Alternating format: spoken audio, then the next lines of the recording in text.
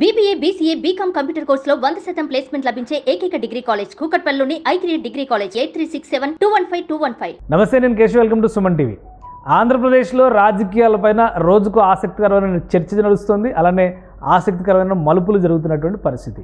వైఎస్ఆర్సీపీ ఎటువైపు విలీనం అవుతుంది, ఏ పార్టీతో కలవబోతుంది, లేదా వైసీపీ నుంచి గెలుపొందినటువంటి ఎంపీలు ఎమ్మెల్యేలు తలవదారి చూసుకుంటున్నారా? ఎందుకు ఈ వార్తలు పదే పదే ప్రచారంలోకి వస్తున్నాయి? మరోవైపు బీజేపీ నుంచి అనపర్తి ఎమ్మెల్యేగా గెలుపొందిన నల్లమిల్లి రామకృష్ణారెడ్డి ఆసక్తికరమైనటువంటి కామెంట్స్ చేశారు. వైసీపీ విలీనం తథ్యం అంటున్నారు. ఆ విషయంపై ఆయనతోనే మాట్లాడదాం. మనతో పాటు ఎమ్మెల్యే రామకృష్ణారెడ్డి గారు ఉన్నారు. రామకృష్ణారెడ్డి గారు నమస్కారం. నమస్కారం. రామకృష్ణారెడ్డి గారు, అంటే మీరు అన్న మాట ప్రచారంలో ఉన్న మాట కూడా దాదాపు ఒకటిగానే కనిపిస్తుంది. అయితే ఒకటేంటంటే వైసీపీ నుంచి కొంతమంది ఎంపీలు బీజేపీలోకి రాబోతున్నారు. సో బీజేపీనే ద్వారాలు తెరవడానికి రెడీగా ఉంది కాబట్టి జగన్మోహన్ రెడ్డి జాగ్రత్త పడుతున్నారు అనేటువంటి చర్చ కూడా నడుస్తుంది.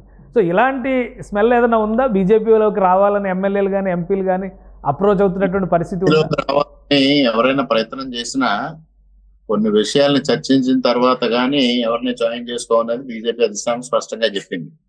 ఎందుకంటే ఇక్కడ కూటమిలో భాగస్వామ్య పార్టీల్లో కార్యకర్తలను కానీ నాయకులను కానీ ఇబ్బంది పెట్టి లేదా అవినీతి ఆరోపణలు నాయకుల్ని బీజేపీలో చేర్చుకోవడానికి అయిష్టత చూపిస్తా ఉంది అధిష్టానం. ఆ విధంగా భాగస్వామ్య పక్షాల పైన ఇబ్బందులు పెట్టిన వాళ్ళని జాయిన్ చేసుకోవడం వల్ల లేనిపోని సమస్యలు తలెత్తుతాయనే ఆలోచన కూడా చేస్తా ఉంది. అందుకోసం వీళ్ళ కాంగ్రెస్ లో జాయిన్ అవడం ద్వారా వీళ్ళందరినీ కట్టడి చేయాలనే ఒక ఆలోచన జగన్మోహన్ రెడ్డి చేస్తా ఉన్నాడు. కానీ అంటే కాంగ్రెస్ పార్టీ ఇప్పుడు ఆంధ్రప్రదేశ్లో ఆల్మోస్ట్ జీరో. షర్మిల గారు చేసిన ప్రయత్నం కూడా పెద్దగా ఫలించలేదు. 1.1%, 1.5% ఓట్లు పెరిగినాయి తప్పితే పెద్ద ఉపయోగం లేదని ఒక క్లారిటీ. ఇప్పుడు 40% ఓట్ షేర్ ఉన్నటువంటి వైఎస్ఆర్సీపీ కాంగ్రెస్లో కలుస్తుందా లేదా కాంగ్రెస్తో పొత్తు పెట్టుకుంటుందా? కాంగ్రెస్ లో విలీనానికనే ప్రతిపాదిస్తున్నాడు. ఎందుకంటే పొత్తు పెట్టుకుంటే ఇప్పుడు అతి చిన్న పార్టీ అయిపోయింది, లెజిస్లేటివ్ పార్టీ. ఓకే, శాసనసభ్యులు 50% ఒక్కమ్మడిగా బయట పార్టీలోకి వెళ్ళిపోవడానికి అవకాశం ఉంది. అదే పార్లమెంట్ సభ్యుల దగ్గరికి తీసుకుంటే పెద్ద పార్టీలో విలీనం అయితే అక్కడ చీలికి రావాలంటే కష్టం అవుతుంది. అది జగన్మోహన్ రెడ్డి గారి ఆలోచన. కానీ అంటే అసలు ఘర్షణ స్టార్ట్ అయిందే కాంగ్రెస్ పార్టీ అధిష్టానంతో.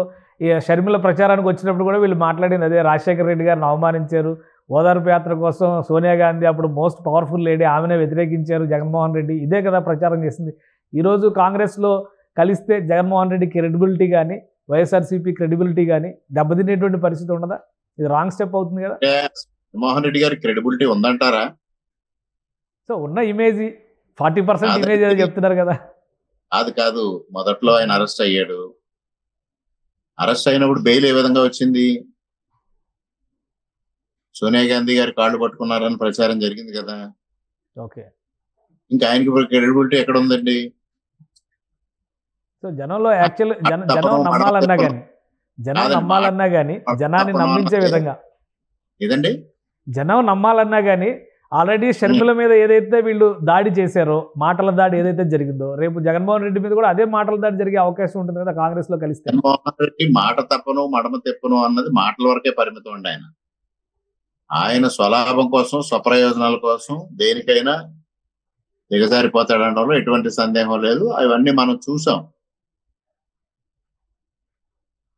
సో ఇప్పుడు ఆంధ్రప్రదేశ్లో ఉన్నటువంటి రాజకీయాలు పూర్తిగా కక్ష సాధింపు ధోరణిలో వెళ్తున్నాయి. కొత్త ప్రభుత్వం ఏర్పడిన తర్వాత జగన్మోహన్ రెడ్డి ఇమేజ్ని డ్యామేజ్ చేసేటువంటి ప్రయత్నాలు ఎక్కువ జరుగుతున్నాయి. పబ్లిసిటీ స్టంట్, ముఖ్యంగా ఋషికొండ ఇష్యూ కావచ్చు, అలానే ఈ వైఎస్ఆర్సీపీ కార్యాలయాల కూల్చివేతల ప్రక్రియ కావచ్చు, ఇవన్నీ కూడా కక్షపూరితంగా జరుగుతున్నాయని జగన్మోహన్ రెడ్డి గారు అంటున్నారు.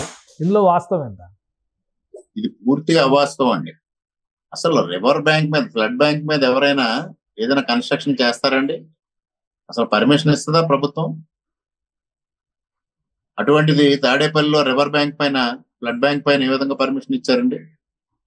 రాజమండ్రిలో R&B స్థలంలో, R&B అది ఇప్పటి నుంచో ప్రొటెక్ట్ చేసుకుంటూ వస్తుంది గత 50 సంవత్సరాల నుంచి.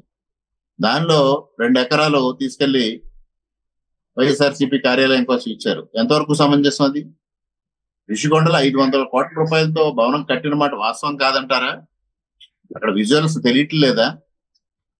ఇందుకోసం ఈ ప్రజాధనం దుర్వినియోగం చేశారు. ఇవాళ వార్తలు వస్తా ఉన్నాయి, ఆయన సెక్యూరిటీ కోసం 986 మందిని ఉపయోగించారు, కోట్లాది రూపాయలు దానికి దుర్వినియోగం చేశారని.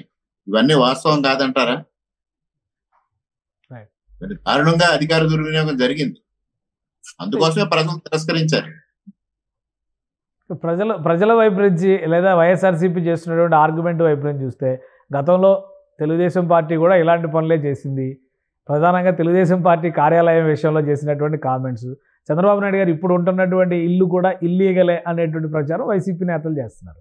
సో అక్కడ లేనిది ఇక్కడ ఎందుకు ఎక్కువ పట్టించుకునేటువంటి పరిస్థితి వచ్చింది అంటే కక్ష సాధింపులో భాగం అనేది వైసీపీ నేతలు చెప్తున్నటువంటి మాట.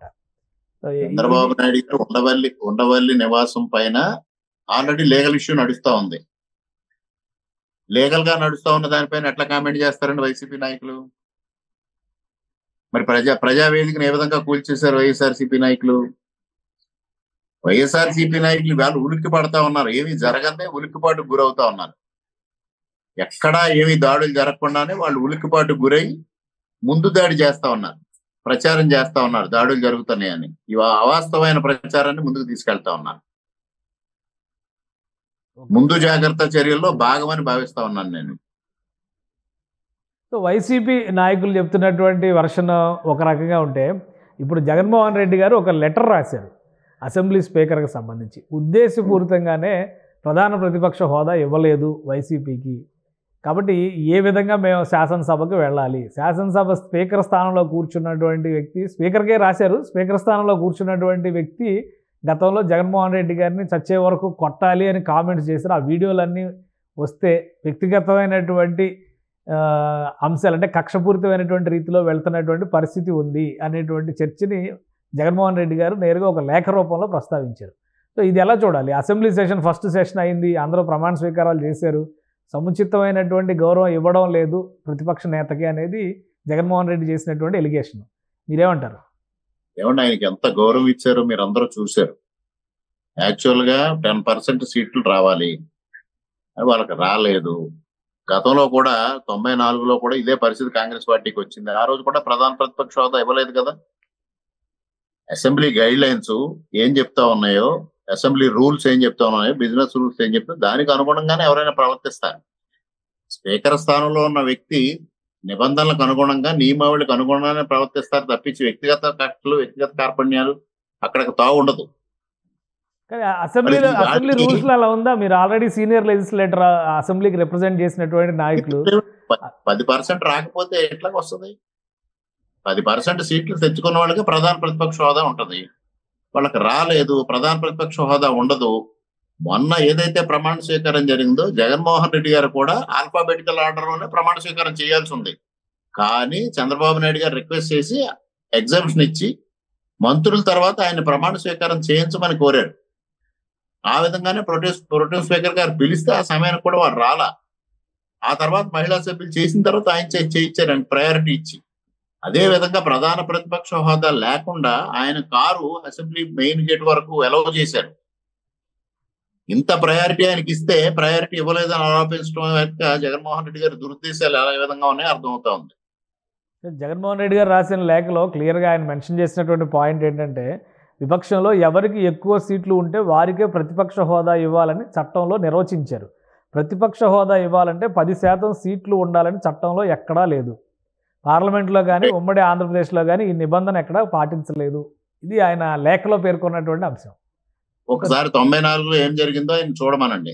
94లో 26 సీట్లు వచ్చినాయి కాంగ్రెస్ పార్టీకి. ఆ రోజు ప్రధాన ప్రతిపక్ష హోదా ఇవ్వలేదుగా. పి జనార్దన్ రెడ్డి గారిని సిఎల్పి లీడర్ గానే మెన్షన్ చేశారు తప్పించి అక్కడ ప్రతిపక్ష నాయకుడు అని మాట్లాడలా. అదొకసారి జగన్మోహన్ రెడ్డి గారు గుర్తు తెచ్చుకుంటానో లేకపోతే ఆ రికార్డ్స్ పరిశీలిస్తానో సరిపోతుంది. ఇక్కడ వ్యక్తిగతమైనటువంటి అంశాలు కూడా ఉన్నాయా? స్పీకర్ స్థానంలో అయ్యన్న పాత్రుడు కూర్చోవడం అనేది మీకు ఒకటే చెప్పేది, ఇక్కడ వ్యక్తిగత అంశాలు ఉండవు. స్పీకర్ స్థానంలో ఎవరు కూర్చున్నా స్పీకర్ నిబంధనలకు అనుగుణంగానే ప్రవర్తిస్తారు. ఓకే. సో అసెంబ్లీలో బీజేపీ పాత్ర ఎలా ఉండబోతుంది? ఇప్పుడు కీలకమైనటువంటి పరిస్థితులు, కూటమిలో 3 పార్టీల భాగస్వామ్యంతో ప్రభుత్వం ఏర్పడింది. ప్రతిపక్షం పూర్తిగా బలహీనమైనటువంటి స్థితిలో ఉంది ఆంధ్రప్రదేశ్లో. సో ఏ విధంగా ఎక్స్పెక్ట్ చేయొచ్చు బీజేపీ రోల్ని?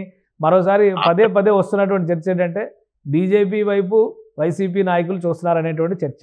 సో కూటమిలో ఎవరి చేరికల్ని ఎవరు డిసైడ్ చేస్తారు? ఈ చేరికల వల్ల మళ్ళీ కూటమిలో చీలికలు వచ్చేటువంటి పరిస్థితి ఉంటుందా? అది నేను స్పష్టంగా చెప్పాను. కూటమిలో చీలికలు రాకూడదనే చేరికల పైన ఆచితూచి నిర్ణయం తీసుకోవాలనేది బీజేపీ అధిష్టానం నిర్ణయం చేసింది అనేది నేను మొదటగానే చెప్పాను. బీజేపీ పాత్ర ఏ విధంగా ఉండబోతా ఉందనేది మా పార్టీ అధ్యక్షురాలు, రాష్ట్ర అధ్యక్షురాలు కూడా స్పష్టంగా చెప్పారు. ప్రతిపక్షం లేని పరిస్థితుల్లో ప్రజా సమస్యల్ని భారతీయ జనతా పార్టీ కూడా అసెంబ్లీలో ప్రస్తావిస్తుంది. ప్రజా సమస్యల పరిష్కారం కోసం అసెంబ్లీ వేదికగా గళం విప్పుతాం. తప్పనిసరిగా ఆ సమస్యల పరిష్కారం కోసం ప్రభుత్వాన్ని తప్పనిసరిగా కృషి చేసే విధంగా భారతీయ జనతా పార్టీ కూడా ముందుకు వెళుతుంది తప్పించి ఇందులో రాజీ పడే ప్రసక్తి ఉండదు. రైట్. ఇంకో విషయం, ఆంధ్రప్రదేశ్లో అధికార కూటమి ఎలా ఉందో విపక్ష కూటమి ఒకటి ఏర్పడేటువంటి సంకేతాలు కూడా ఉన్నాయనేటువంటి వాదన ఒకటి బయలుదేరింది. వైసీపీ నేతృత్వం వహిస్తుందా, కాంగ్రెస్ నేతృత్వం వహిస్తుందా, లేదా లెఫ్ట్ పార్టీస్ కూడా అందులో భాగస్వామ్యం వహిస్తాయా అనేటువంటి చర్చ నడుస్తుంది. ఆ పరిణామాలకి లేదా ఆ దిశగా అడుగులు పడడానికి ఏపీలో అవకాశం ఉందా? ఇవన్నీ ఊహాజనితమైన ప్రశ్నలండి. అసలు వైసీపీయే ఇవాళ పూర్తిగా అడుగంటిపోయిన పరిస్థితి. ఇంకా మిగిలిన అడుగంటిపోయిన పార్టీలు అన్ని కలిసి కూటమిగా ఏర్పడతామన్నదే ఊహాజనితమైన ప్రశ్న. దానికి సమాధానం అవసరం లేదనుకుంటాను. రైట్. రైట్. ఇక జాతీయ రాజకీయాలకు సంబంధించి ఒక 2 నిమిషాలు మాట్లాడదాము. జాతీయ రాజకీయాల్లో పురంధేశ్వర్ గారి పాత్ర ఎలా ఉంటుంది అనేటువంటి చర్చ ఒకటి నడుస్తుంది. క్యాబినెట్లో స్థానాలు ఉంటాయి, స్పీకర్ స్థానం అన్నారు. అయితే స్పీకర్కి సంబంధించి క్లారిటీ వచ్చేసింది. సో జాతీయ రాజకీయాల్లో ఆంధ్రప్రదేశ్ ప్రజాప్రతినిధుల పాత్ర ఏ విధంగా ఉండొచ్చు, మీకు ఏమైనా క్లారిటీ ఉందా దాని మీద? అవన్నీ జాతీయ నాయకత్వం డిసైడ్ చేస్తుంది. అవన్నీ మనం చర్చల ద్వారా మాట్లాడుకునే విషయాలు కాదు.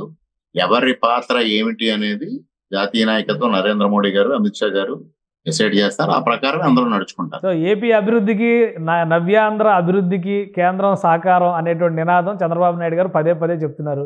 ఆ దిశగా బలమైన సపోర్ట్ లభిస్తుందని భావించవచ్చా? తప్పనిసరిగా లభిస్తుంది. తప్పనిసరిగా అమరావతి కానీ పోలవరం నిర్మాణం పూర్తి చేస్తాం.